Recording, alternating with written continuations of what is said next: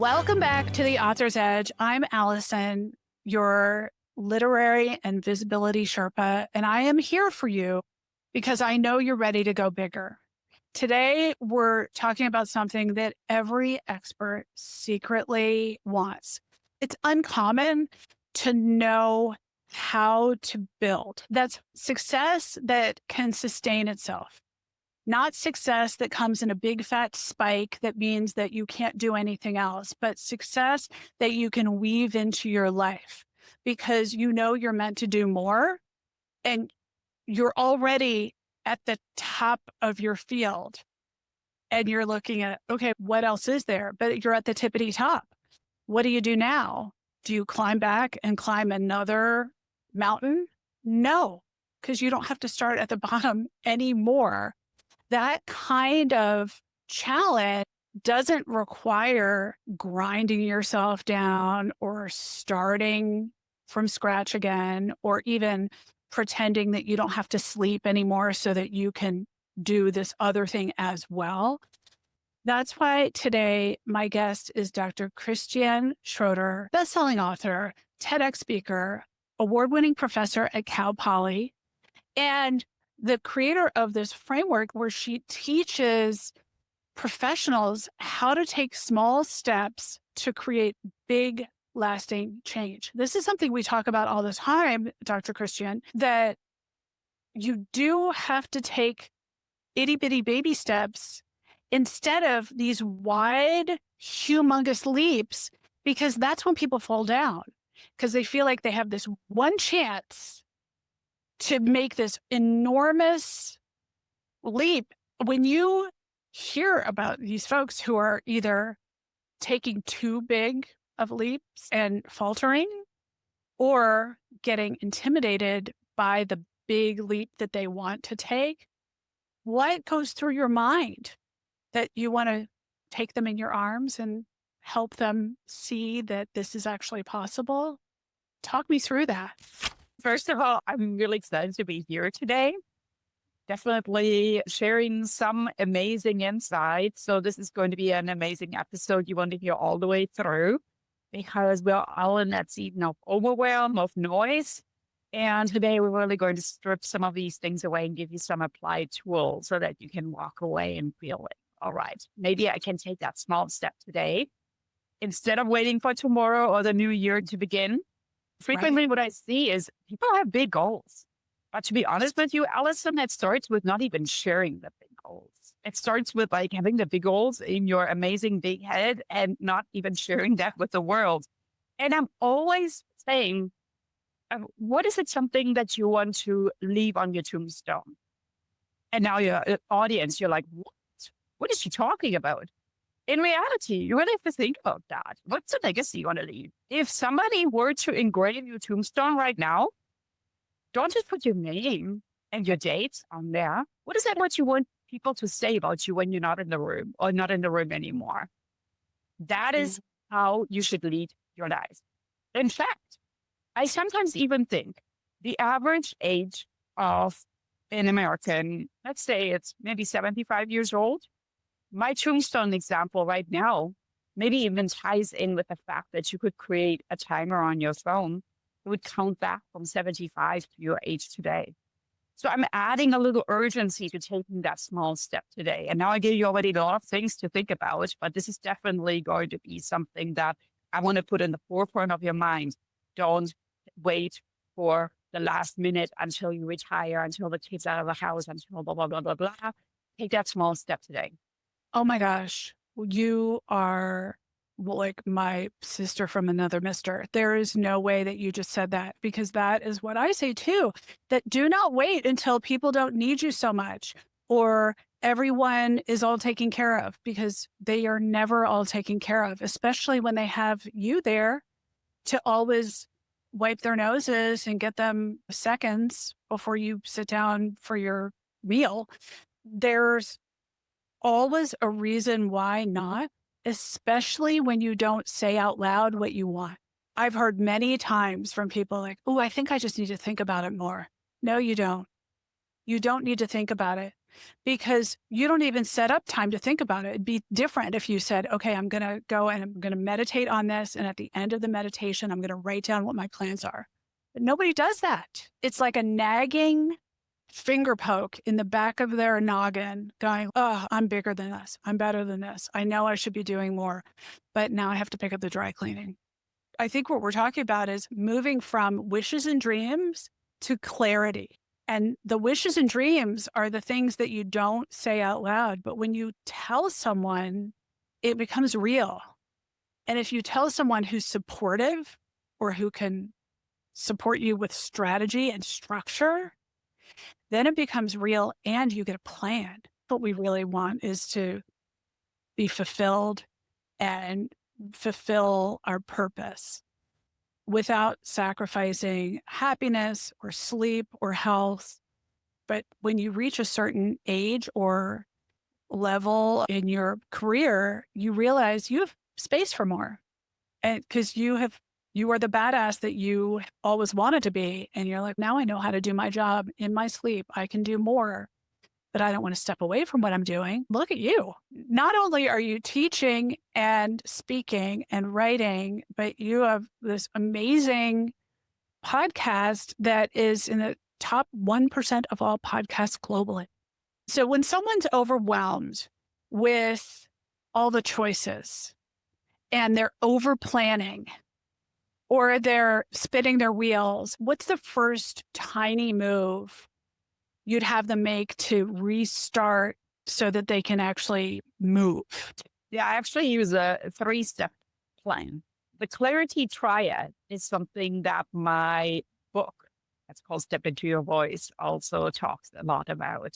And clarity triad really starts from the fact that we have a lot of things on our to-do list on our minds, but we frequently work thinking that we can multitask.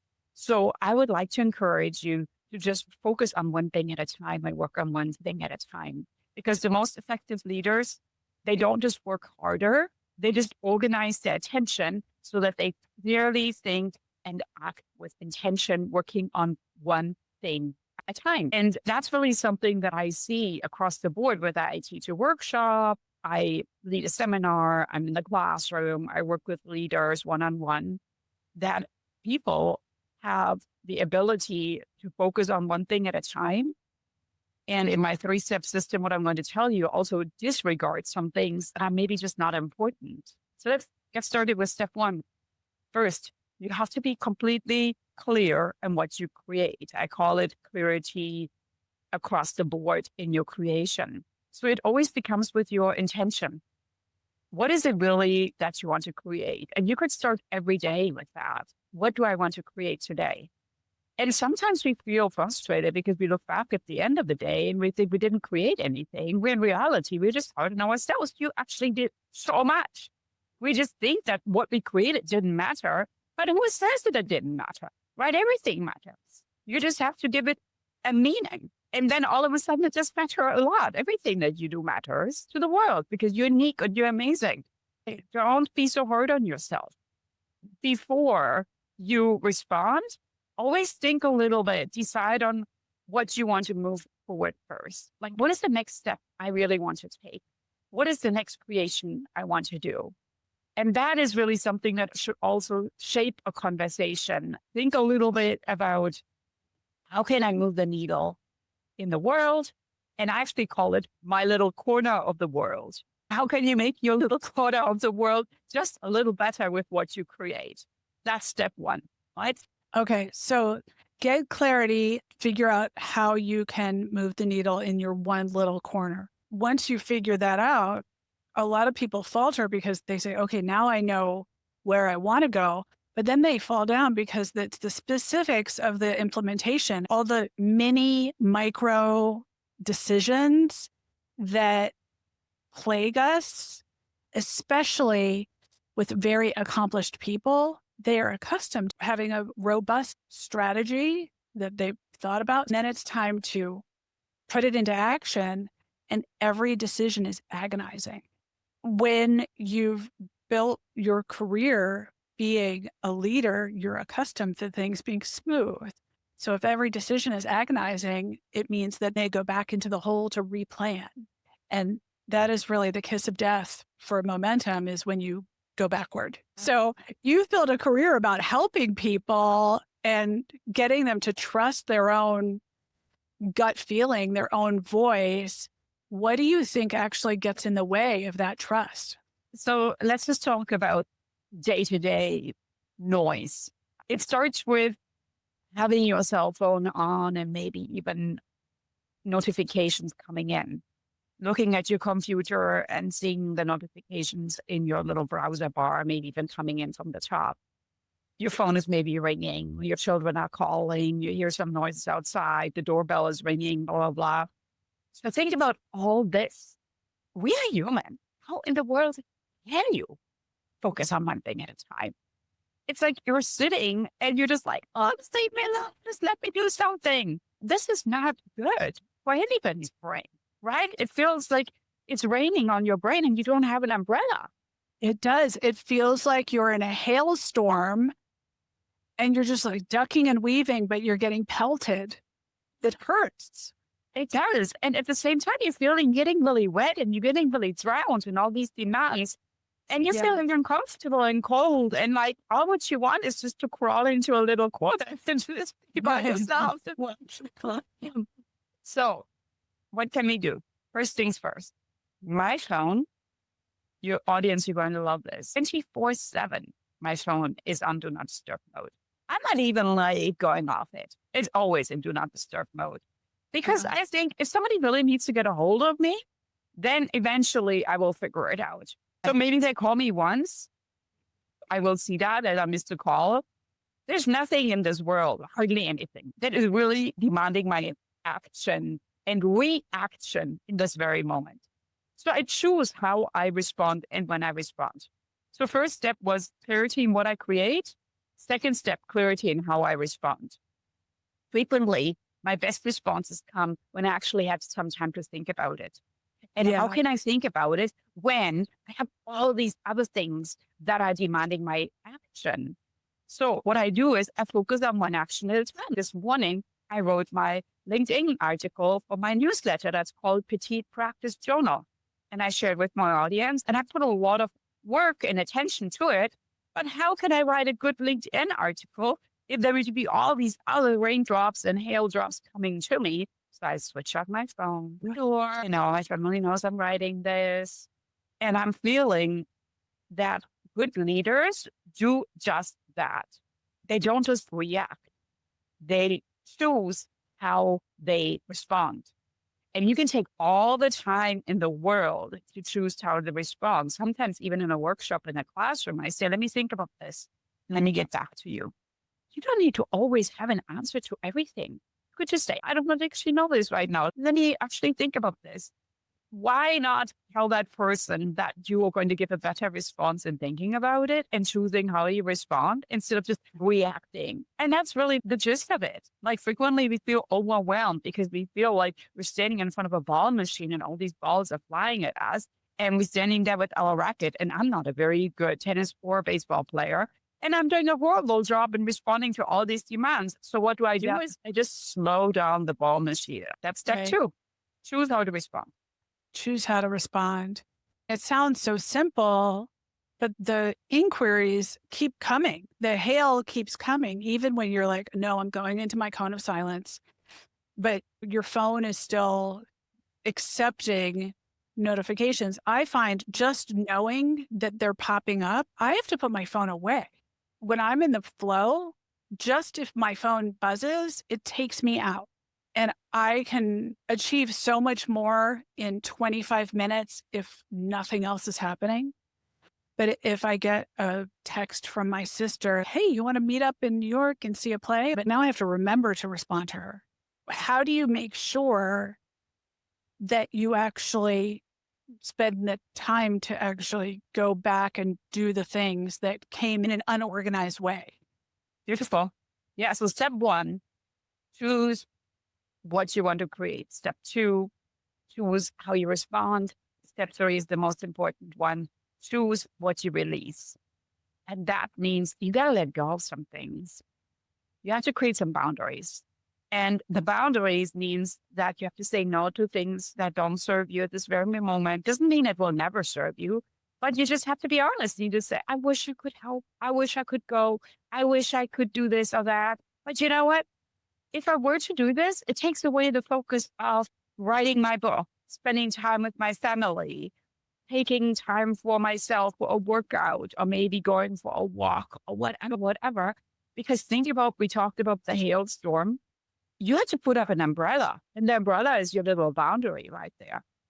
The boundary is so important because otherwise you're just starting to soak it all up, and it's an uncomfortable feeling of overwhelm. So you need to let go of some things. And it's really important, especially if I'm an author, I'm a professor, I'm a mom, but I also want to be a leader that shows up with full intention. So how can I do this if I always feel I get pulled into a million different directions? You know, to some things. And those might be things that I just say, let me think about this in 2026, or like connect with me again. Right now, it's just not the right time for this. I have to be honest with you. Speaking to me at a time when I am planning my 2026, which I have been planning since October. But recently I had a planning session with my accountability partner, and we focused on me for a day. And then tomorrow we're going to focus on her because this is what we do. And it gives you such confidence when you have a plan, because then you know when your pockets of opportunity are. When someone comes in and says, hey, would you like to collaborate on this? February is actually good. And that way you're not just reacting and saying, sure, I would love to, but the sure is, yes, I would love to. And then you're thinking, but I don't know when, or when can I squeeze them in? But when you have a plan, you know when that opportunity is. And with confidence, you can say yes, or with confidence, you had a plan and you know that the collaborations you're going to have for that year have to meet a certain criteria. Maybe you want to reach a certain reader or audience and they reach a different reader or audience, and you can still support them, but maybe a collaboration isn't what's needed. Maybe it's email swap, which is a type of collaboration. And having a plan also means that your response is measured and deliberate and doesn't come across, no, I don't want to, just because I don't like you, which is never the case. It's just sometimes you say yes too quickly because we want to be accommodating. But boy, when you have a plan, you can say, my plan gives me opportunity to do something in April, and that's okay.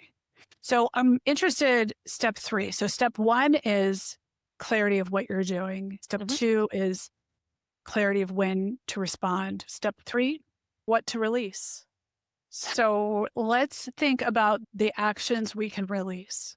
I have teenagers. I think you said you have teenagers, right? I have released doing their laundry.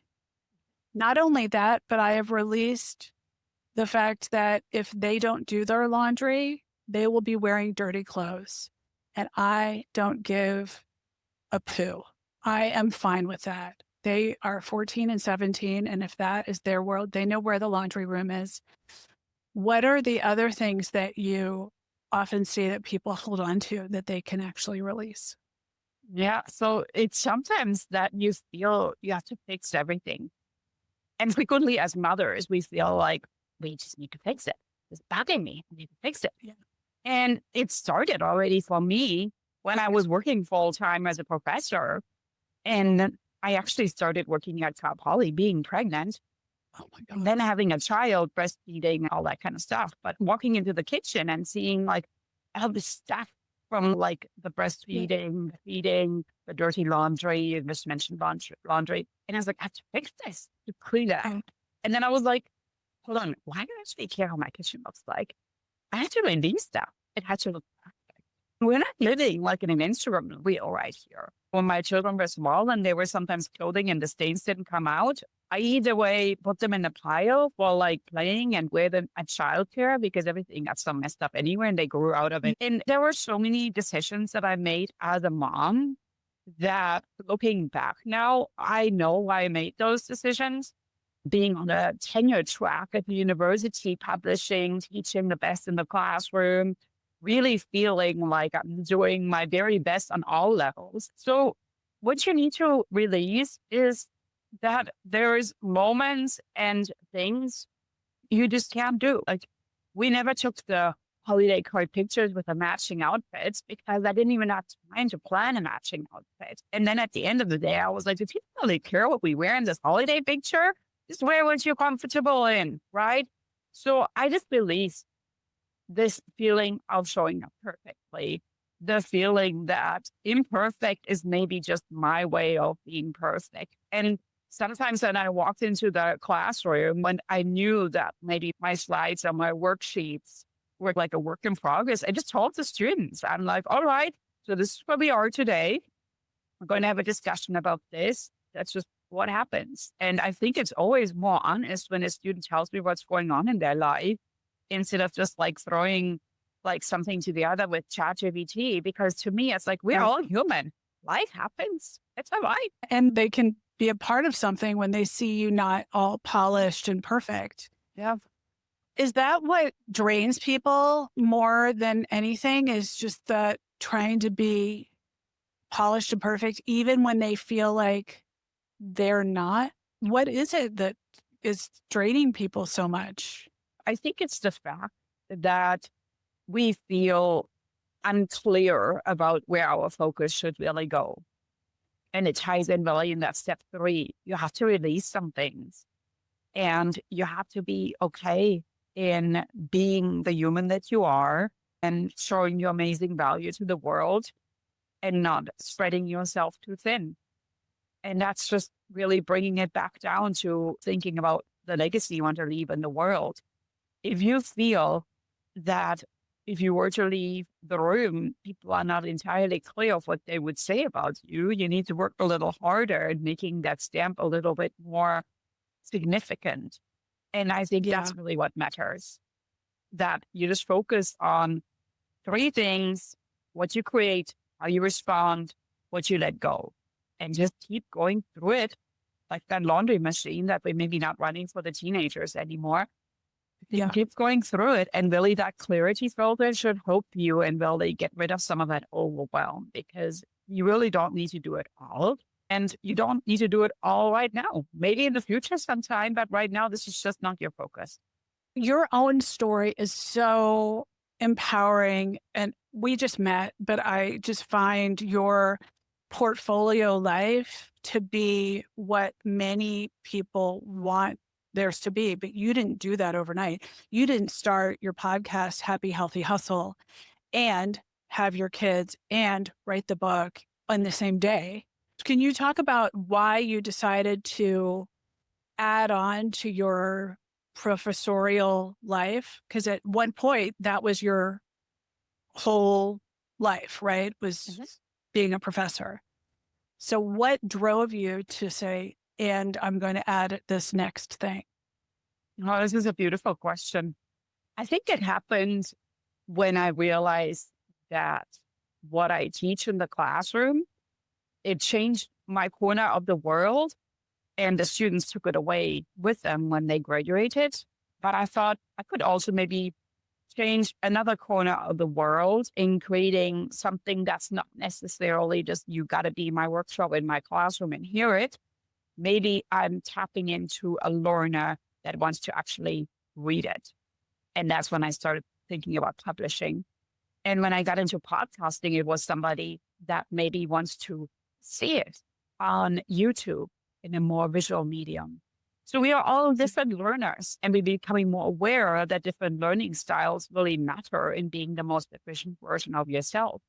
So why just think that I'm this 2D professor that shows up, gives homework, and then leaves the classroom? I'm much more interesting than that.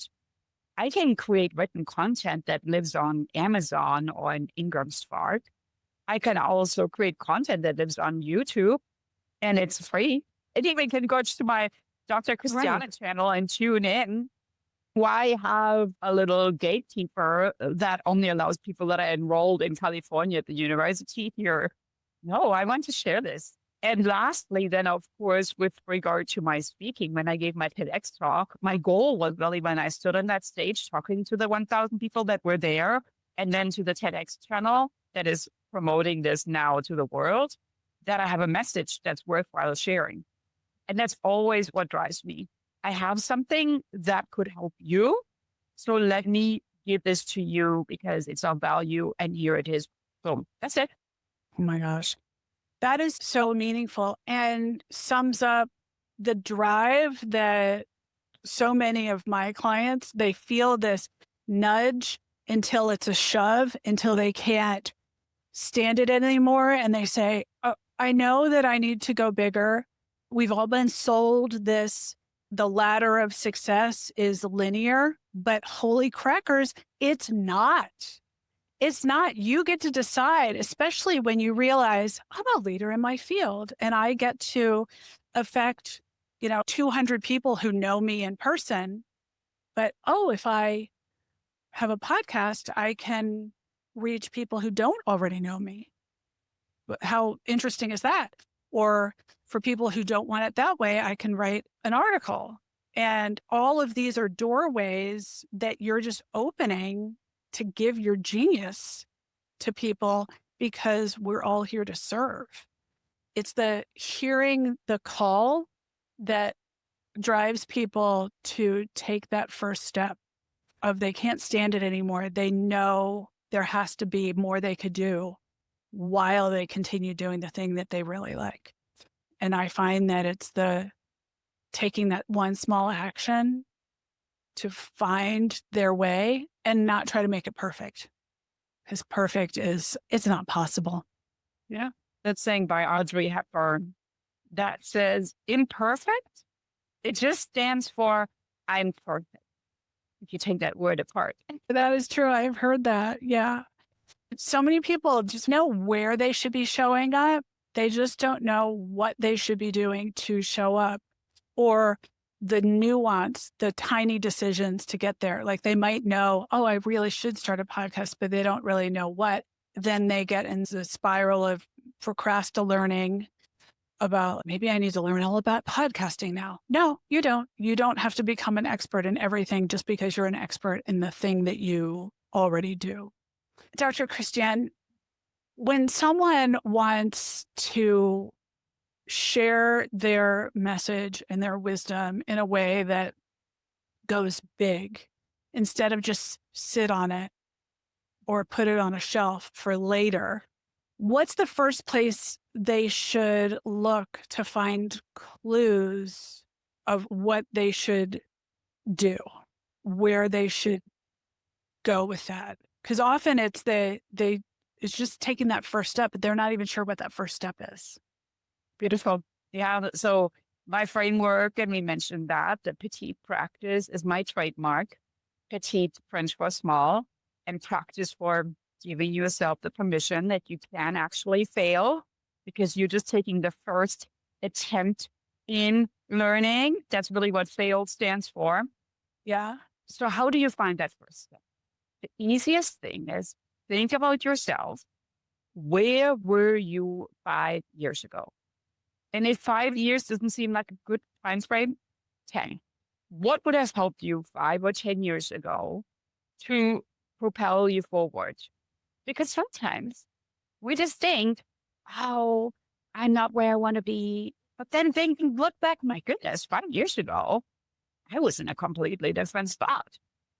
I should be proud of myself, how far I've come. And definitely my way was not linear, but boy.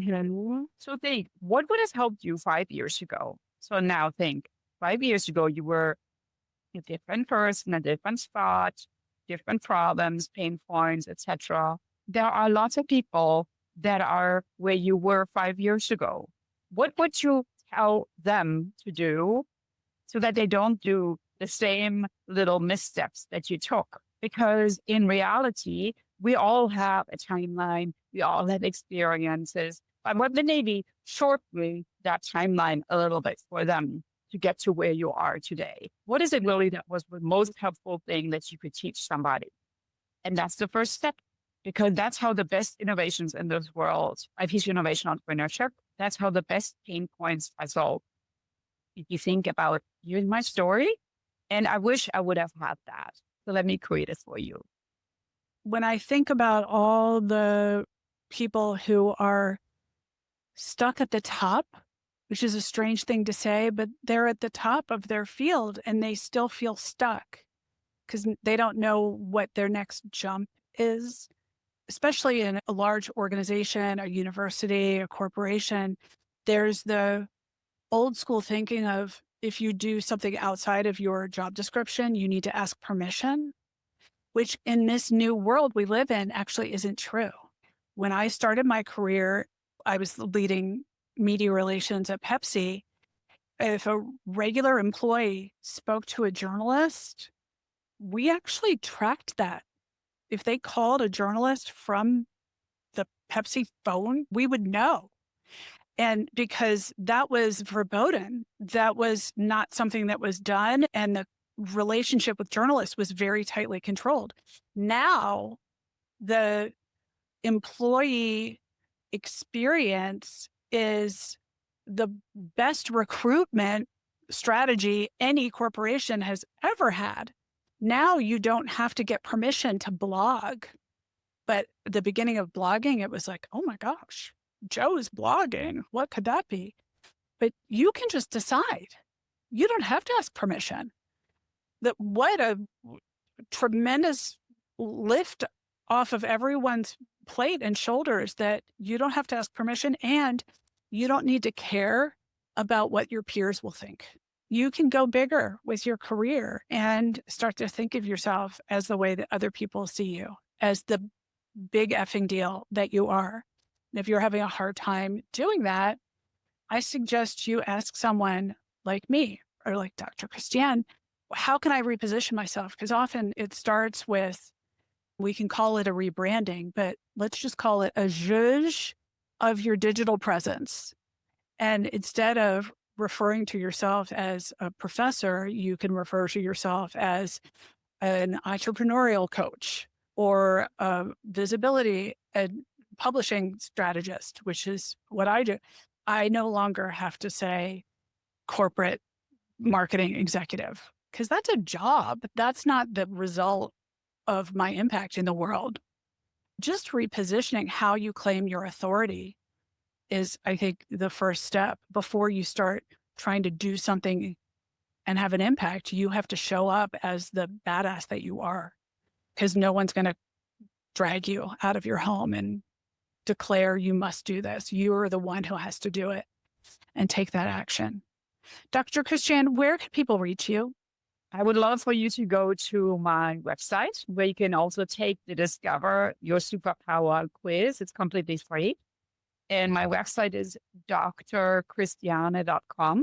You'll see that superpower quiz in the top right-hand corner. Of course, you can also check out my podcast, Happy, Healthy, Hustle. And then, of course, follow me along on my YouTube channel. Subscribe to it. We're always dropping new videos with amazing guests, with some new clarity moments. Most importantly, of course, I just released my fourth book on Amazon. So on Amazon, you can just type in my name and we'll bring up all my books as well as the products that I use to write my books that I mention in my books. And I would love for you to contact me with any questions. We'll have all of those resources in the show notes. And I urge you to take this tiny action today, the petite framework, just take the first step. Clarity about what you want. Dr. Christiane, just re-emphasize for everyone the tiny step they can take today. Don't wait until tomorrow. Do it. Remember that 3-part framework we talked about? Create, how to respond, and what to let go. You got this. You got it. As you're listening, if this resonates with you, hit us back. Send me a note. DM me on LinkedIn. Let me know what resonated. And also share this. Take a moment and send this to someone else who needs a kick in the tuchus or a pat on the back, and let them know that you see them and you see them going bigger, because sometimes someone needs to hear it. You're here today because you needed to hear it. And Dr. Christiane is here today to tell you we see that path for you. And sometimes someone just needs some support. And go right now to wherever you're listening and please leave a review for the show. It helps the show find the people who it can serve. And that's why I do this. That's why I started the Author's Edge, to go bigger and to be able to support more people who need the marketing plan that I know that is in front of them, and they need the confidence to take that, to go bigger and expand the ripple effect that you have in the world. Until next time, keep writing and keep being your badass self.